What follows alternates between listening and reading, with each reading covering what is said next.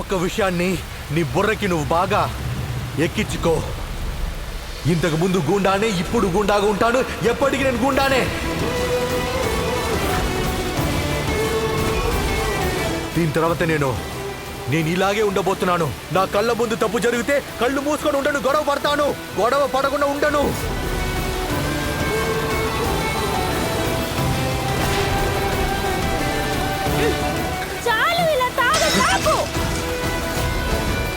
ఇదంతా మొదలు పెట్టింది మీరే కదా మేడం, మీరు మొదలు పెట్టారు.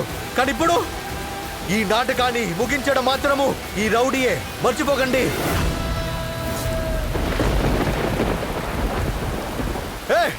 ఏం దాస్తున్నావు? ఇవ్వు, ఇవ్వరా, ఇవ్వు.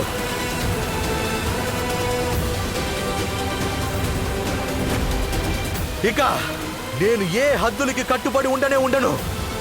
ఇప్పటి వరకు జనం నన్ను చూసి భయపడ్డారు. ఇక మీద నా పేరు వింటేనే అందరూ శపిస్తారు. తర్వాత వీటన్నిటికీ కారణం మీరే అవుతారు.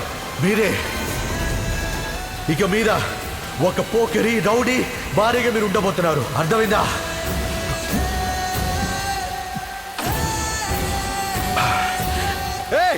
ఏంటి అక్కడ నుంచి చూస్తా ఉన్నావు?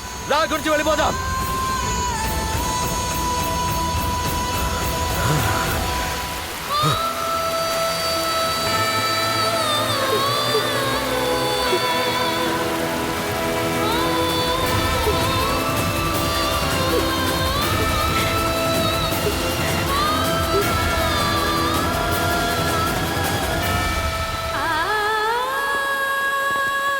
శభాష్ నా తల్లి. ఈరోజు జరిగిన విషయం ఉందే, ఇంతకు ముందు ఎప్పుడు ఇలా జరిగిందే లేదు. 47 గంటలు 48 నిమిషాలు సూరజ్ అలాగే అతన్ని కంట్రోల్ చేసుకుని ఉన్నాడు. కానీ ఈరోజు ఒక విషయం స్పష్టంగా తెలిసింది. కానీ సూరజ్ వాడిని ఒక్క నిమిషం కూడా కంట్రోల్ చేసుకుని ఉండలేకపోతే తర్వాత 2 రోజులనేది పెద్ద విషయం కాదు. వాడు ఖచ్చితంగా తప్పుడు మార్గం వదిలేసి మంచి దారికి వస్తాడమ్మా.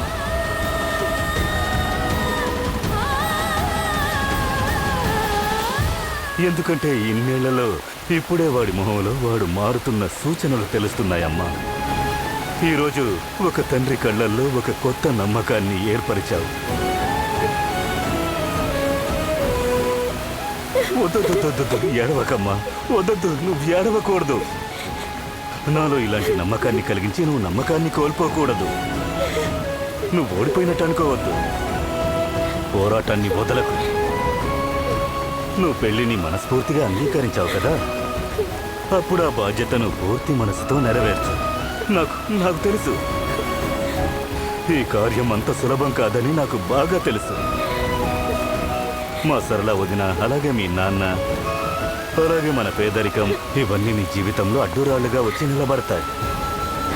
కానీ వీటన్నిటినీ దాటుకుని నువ్వు ధైర్యంగా పోరాడి నువ్వు నీ సూరజ్కి దగ్గరయ్యావనుకో, తరువాత నేను విషయానికి గ్యారంటీ ఇవ్వగలను. అదేంటంటే సూరజ్ కంటే మంచి మనసున్నోడు ఈ లోకంలో నీకు దొరకడు. నా పాత సూరజ్ నీకు అలాగే దొరుకుతాడమ్మా.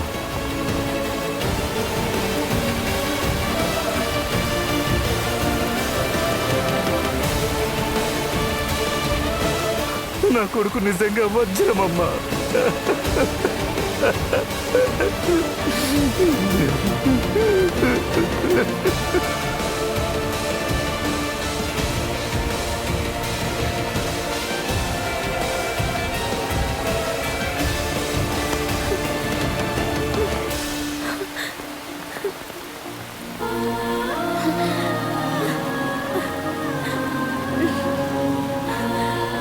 నేను మీకు మాటిస్తున్నా మావయ్య, నాకు సూరజ్కి మధ్య ఈ బంధం గట్టిపడడం కోసం నేను అన్ని కష్టాలు ఎదుర్కొంటాను. ఒకవేళ నిరాశపడితే అప్పుడు మీ కోడలికి మీరే నమ్మకం ఇవ్వాలి, ఆశీర్వదించి ధైర్యాన్ని ఇవ్వాలి. నేను మనస్ఫూర్తిగా ప్రయత్నిస్తాను. నేను మీకు మాటిస్తున్నా, మీ నమ్మకాన్ని నేను ఎప్పటికీ వమ్ము చేయను.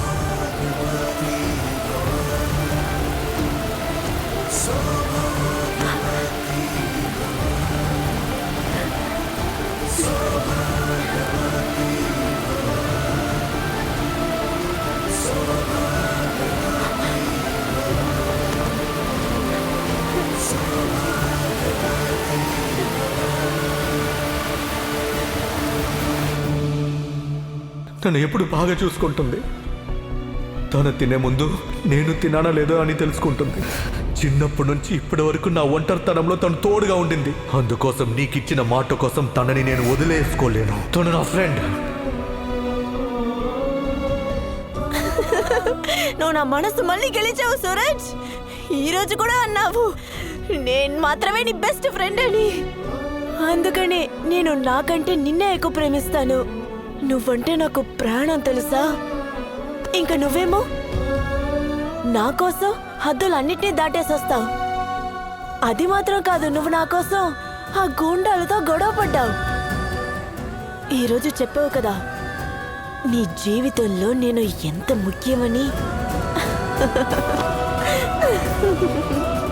నువ్వు నన్ను ఒక ఫ్రెండ్లా అనుకోవచ్చు, కానీ నువ్వు నాకు ఫ్రెండ్ కంటే ఎక్కువ.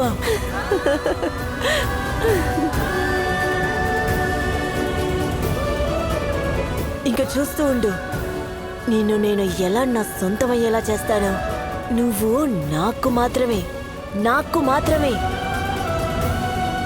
మన ఇద్దరి మధ్యన అసలు ఎవరూ రారు. వచ్చే సమస్య లేదు.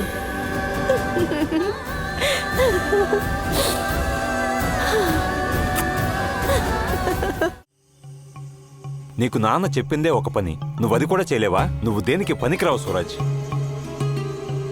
నాన్న, మీరు సూరజ్ని మరీ ఎక్కువగా నమ్ముతున్నారు. కేవలం 10 నిమిషాల పనే, కానీ వాడు చేయలేదు. వాడు ఏ విషయాన్ని కూడా పట్టించుకోకుండా మీకు ఇచ్చిన మాటను అస్సలు మర్చిపోయి గొడవ పెట్టుకున్నాడు. నేను ఇక్కడి నుంచి వెళ్ళిపోవడానికి ఒక షరతు. మీ అన్ని సరదాలకి నాకు ఓకే, కానీ ఏంటని చెప్పండి. ఇంకో 48 గంటలు ఏ గొడవకి వెళ్ళకూడదు, ఏ కొట్లాటకి వెళ్ళకూడదు, ఎవరిని బెదిరించకూడదు. నాన్న, మీకు కోపం తెప్పిస్తే ఏం జరుగుతుందో వాడికి మీరు చూపించాలి నాన్న. దీనికి ఒక సామెత ఉంది, ఒక్కడికి ఎంత అర్హత ఉంటే ఆ పనే వాడు చెయ్యాలి. అందువల్ల లాయర్ గారు, మీరు వెళ్ళి మీ పని చూసుకోండి. అది అలా ఉన్నాయండి. మన కొత్త ఫ్యాక్టరీ మీద ఎవరో స్టే తీసుకున్నారుగా, ఆ స్టేని కొట్టించే పర్మిషన్ మీరు కోర్టులో తీసుకున్నారా?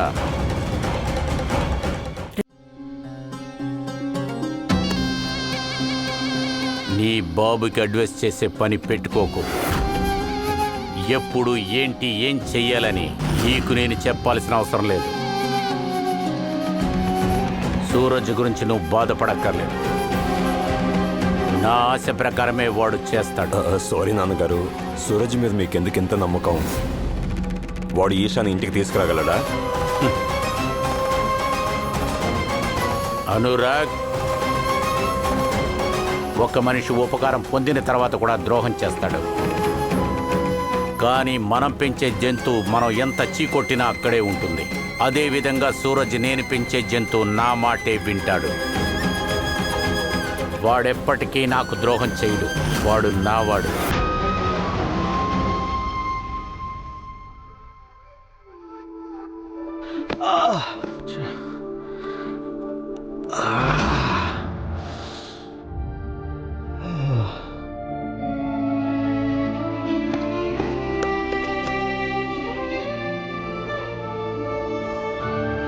మీరేం చేస్తున్నారు?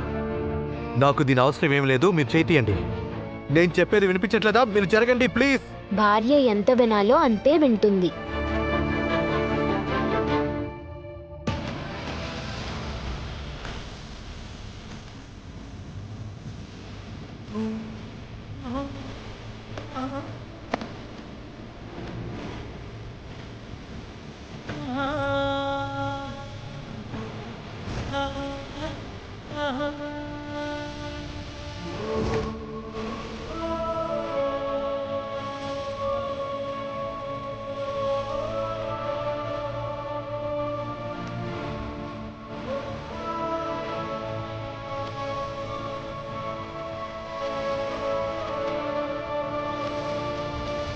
భార్య ఒక విషయం చేయాలనుకుంటే దాన్ని ఎలాన్నా ఒక దారి కనిపెట్టి చేసేస్తుంది.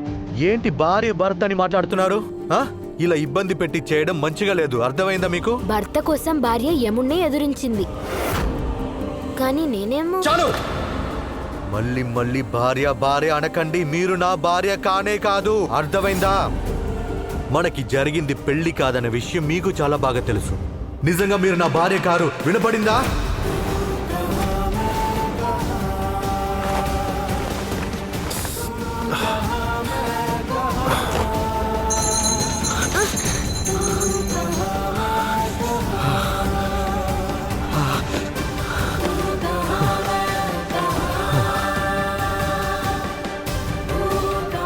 ఎప్పటికీ నా భర్తవే, కానీ కటిక బ్రహ్మచారివి.